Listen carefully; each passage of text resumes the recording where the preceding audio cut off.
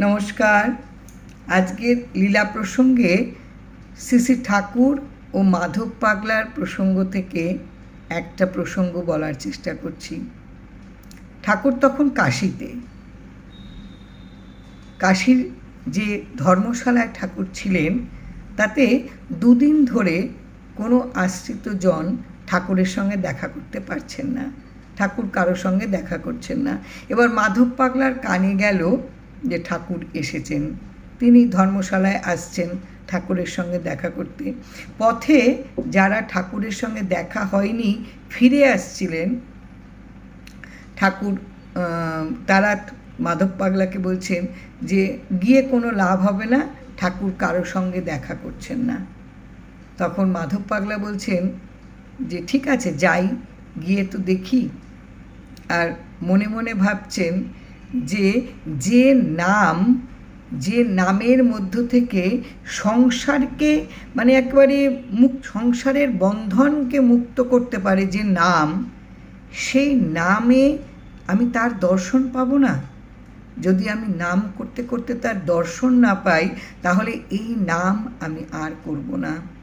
আর আমি কখনো গুরু দর্শনও আমি করতে চাইব না। এই নামের মধ্য দিয়ে গুরুদত্ত নাম, যেটা সংসার বন্ধন থেকে মুক্ত করতে সমর্থ, সেই নাম কি গুরুদর্শন করতে পারবে না? আজ যেভাবেই হোক গুরুদর্শন আমি করব। আর যদি গুরুদর্শন আমার এই নামের প্রভাবে না হয়, তাহলে আমি নামও ছাড়ব আর আমি গুরুও ছাড়ব। এ কথা কতজন বলতে পারে? অসম্ভব ভালোবাসা এবং অসম্ভব ডিমান্ড থাকলেই বলা যায়, ভালোবাসার গভীরতা থাকলে বলা যায়। এবার ধর্মশালায় এলেন, এসে দেখলেন যে ঘরে ঠাকুর আছেন দরজাটা খোলা। একেবারে ভীষণ আনন্দ। ওই রাতুল চরণে তার প্রণাম করলেন। প্রণাম করে দেখলেন যে ঠাকুর ঠিকুজি করছে, তাতে অসম্ভব সুন্দর তার লেখা, আর সংস্কৃত লিখছেন, অঙ্ক কষছেন এই ঠিকুজি ইসেতে।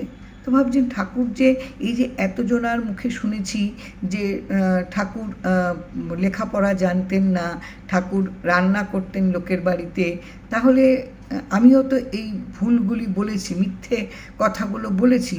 ঠাকুর তো সুন্দর সংস্কৃত লিখছেন, সুন্দর হাতের লেখা, এবং অঙ্ক কষাও তার একেবারে নির্ভুল, তাহলে আমি তো ভুল বলেছি।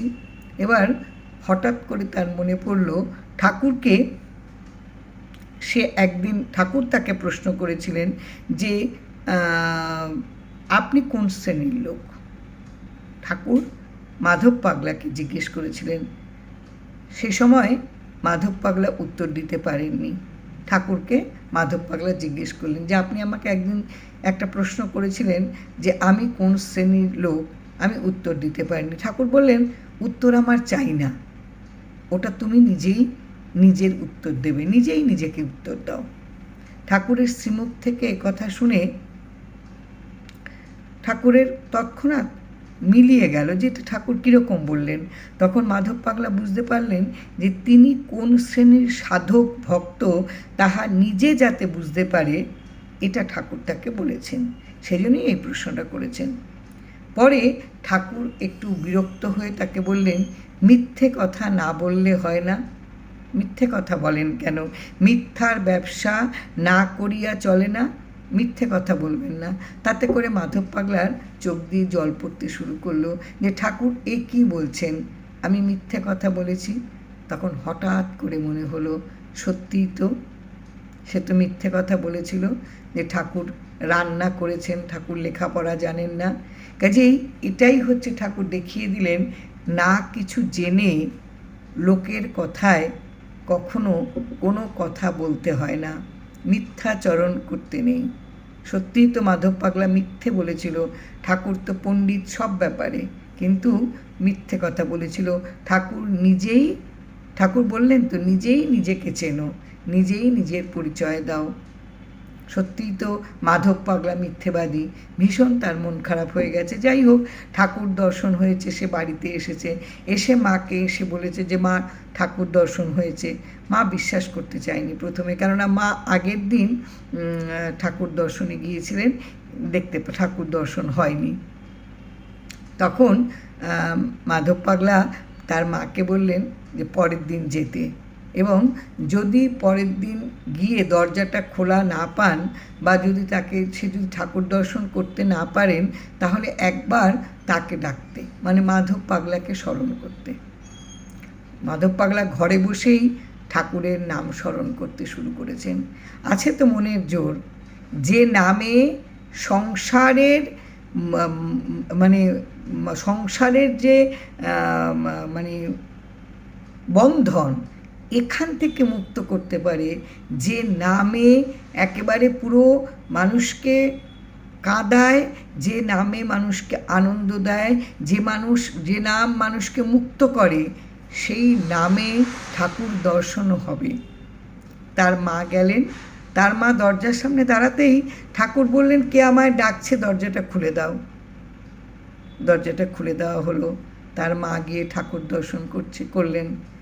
মাধব পাগলার এরকমই, যে মাধব পাগলাকে ঠাকুর বলেছিলেন, যেখানে যেভাবে তুমি যা হাতে নিয়ে বা যা মনে করে তুমি আমায় ডাকবে, আমি সেখানে থাকি।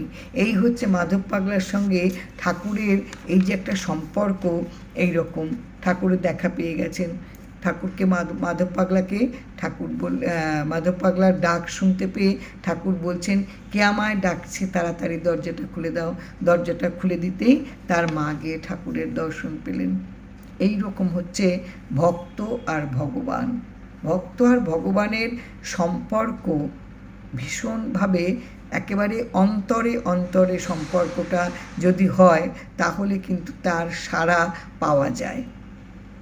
সেখানে যদি কোনো দেখনদারি না থাকে, সেখানে যদি কোনো পাটোয়ারি না থাকে, তাহলে বোধহয় তার দেখা পাওয়া যায়, তাকে উপলব্ধি করা যায়, তাকে বোধহয় পাওয়া যায়। এই যে যেমন মাধব পাগলা পেয়েছিলেন। জয় রাম, জয় রাম।